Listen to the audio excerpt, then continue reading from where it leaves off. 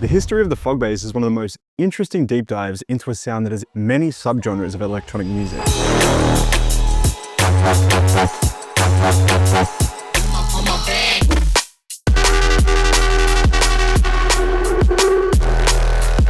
But where did it come from? How did it take over drum and bass? And how has it evolved itself into other genres like trap, UKG, and even dubstep?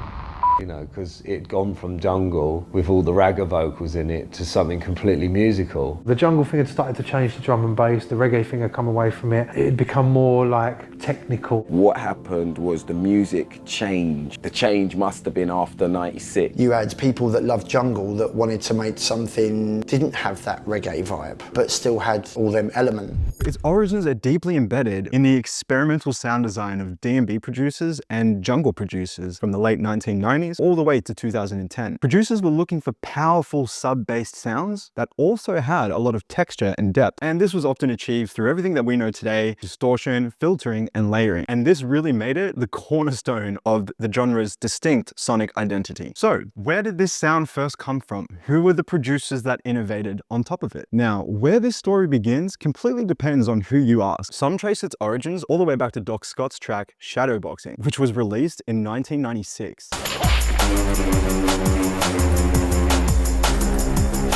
This was until Doc Scott issued a correction, which says, and I quote, "Not only is shadowboxing a far cry from the twisted, snarling feeling of the modern Foghorn, there's very little direct linkage between its production in the mid-1990s and the Foghorn era of the late 2010s. So, history doesn't really add up. This is why I believe the first ever use of the Foghorn bass was in a track called Buzzards by Tyke.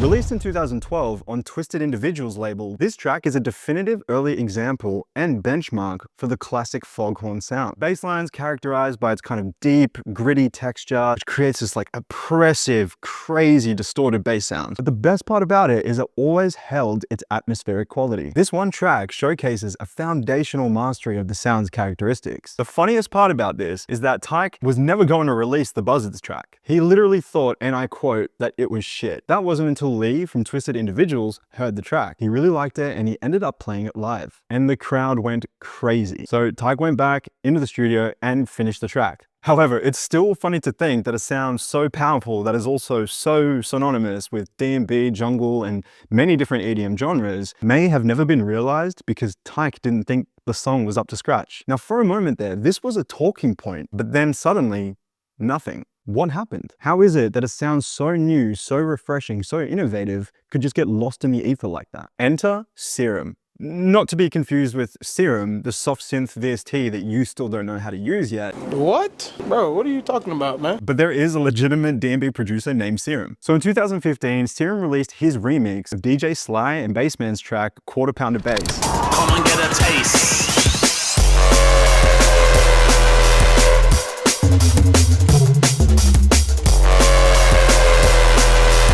So by 2015, Serum had been releasing a blend of jungle and old school jump up for like 11 years across a diverse range of labels such as Critical, 31 Recordings, and Philly Blunt. But this one track marked a turning point that would see him dominate jump up's new wave. And for Serum, it was really an attempt for him to sort of counteract what was happening in the jump up scene at that time. But when I look at the sounds that are around at the moment, I'm like, well, this is pretty good because this is kind of like what the situation felt like to the 90s. People would sample anything. So you've always been able to get away with quite a spectacular number of different things, particularly when a sound gets successful, like the Foghorn thing that got really successful, but then everybody was just making one note Foghorn tunes. And it's like, well, you don't need hundreds of those. Yeah. You need one or two of those. This Quarter Pounder bass track first saw the light of day at the Drum and Bass Arena Summer Barbecue. Now, this took place at the Ministry of Sound Courthouse in July of 2015. It was the second track that he dropped in a crazy back-to-back set with Blade Runner. And it was also like a debut appearance for a new stylistic direction that Serum was going in. The set was uploaded to YouTube. It's crazy hype. Let's watch a video of it right now. Come and get a taste.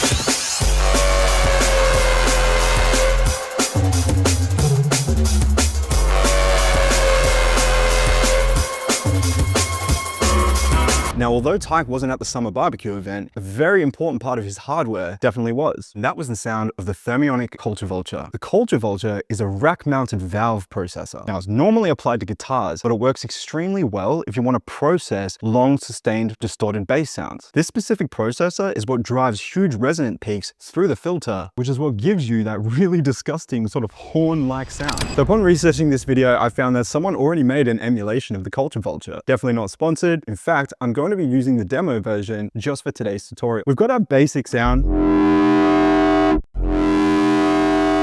Now you may be wondering, why am I using the harmonic series? Well, when you're creating bass sounds, particularly foghorn sounds that are going to be put through pretty heavy distortion, you set up your patch right. Once all the post-processing has been done and it's in place, tiny changes that you make in the patch should have a very drastic sound on the output at the end. And the harmonic series is a perfect wavetable for that. We can actually scale the overtones, which is going to drastically change the sound.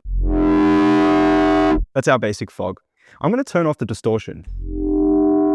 Here's the Culture Vulture, or the Vultor. I've not touched any of these settings. Let's play it. Oh my.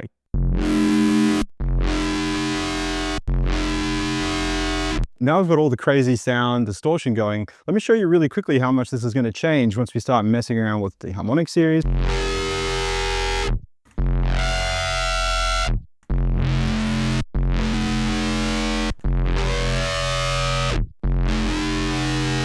Through this sort of deep dive and history lesson, we found that one plugin, and then, that's something that we can go and apply to our tracks immediately. Let's move on to the third track that implemented the fog bass. The darkest ever seen fact. There's no turning back. Step into the black. Everything's black. The darkest ever seen fact. Now this is, in my opinion, the most elegant and creative use case of the foghorn bass. And that's because this represents one of the most organically defined and also celebrated use cases of the actual sound. The thing about this fog bass is it's actually the center part of the song. Instead of sort of using it as this kind of like one-trick pony on a drop, the entire song is built around this one sound. In fact, the sound takes many different forms throughout the entire track, completely subverts the listener's expectations. It kind of makes you wait for the sound. You think that the fog is going to hit on a certain point, and it never does. The best part about that is when the sound actually hits, it's 10 times more impactful because you've had to wait for it. No turning back. Yeah, Vanta Blackin. Walls don't interact. Ears tight, lungs gasping to collapse. Everything's black. The darkest ever seen fact. There's no turning back. So all of the sounds you've heard in today's video, you can actually get for free, and they're linked below. I've been making music for 16 years now, toured internationally, been supported by some of the biggest DJs and producers in the world. In 2025, I dropped my first ever sample pack, and it went viral. Rock the party when I rock the party when I used to kind of beat it go something like this. Yeah. Party when I rock the party when I rock the party when I rock the party when I rock the party when I rock the party when I rock the party. Within the first year, thousands of producers used it. And I've been able to grow this little baby into an actual brand and community. Don't just take my word for it. Let's go through some of the samples right now, and I'll show you.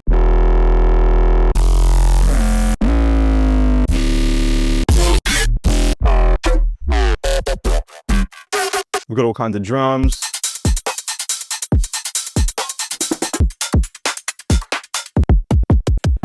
Crazy. Even vocals. Switch to the back, pray for the people back and forth. Bang, bang, bang, bang, bash, bound, bound, break, check, shit, crack, cut, dab. They are, in my opinion, some of the best sample packs you can get in bass music today. And that's because I actually spend months crafting, researching, everything from the sound design, branding, the advertising, all the way to the file structure and the experience. I want to just show you how much is in this sample pack. You won't believe it. I mean, just have a look at this.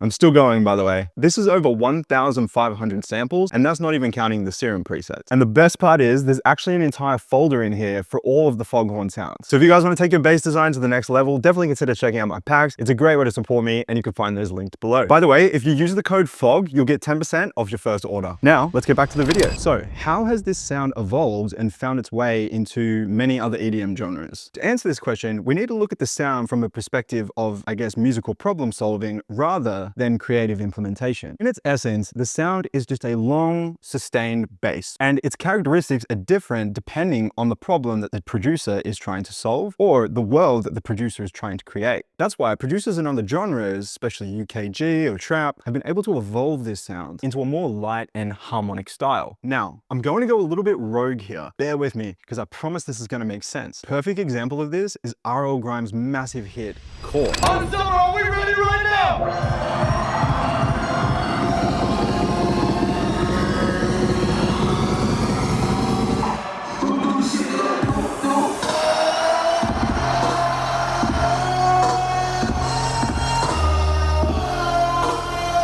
As a bedroom producer in the early 2014 trap era, this song holds a sacred place in my musical heart. The sample is from a 1991 Egyptian Empire track, the Horn track.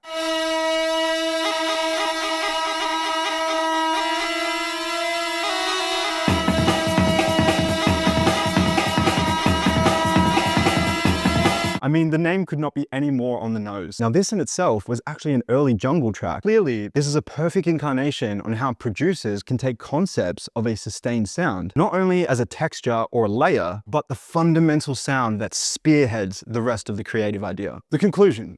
Ah yes, the old fog bass. It's truly a testament to the power of modern sound design. It really does push the boundaries of how we perceive low end and how our bodies, our minds, and of course our hearts and souls react to low end sounds. So if this deep dive into the fog bass resonated with you, or you've just learned something new or found it interesting at all, consider hitting that like button and subscribe for more music production insights. Now, before you go, I want you guys to tell me in the comments, what's your favorite implementation of the Foghorn bass? And more importantly, what other iconic sounds should we unravel next? Thank you guys so much for watching, and I'll see you in the next video.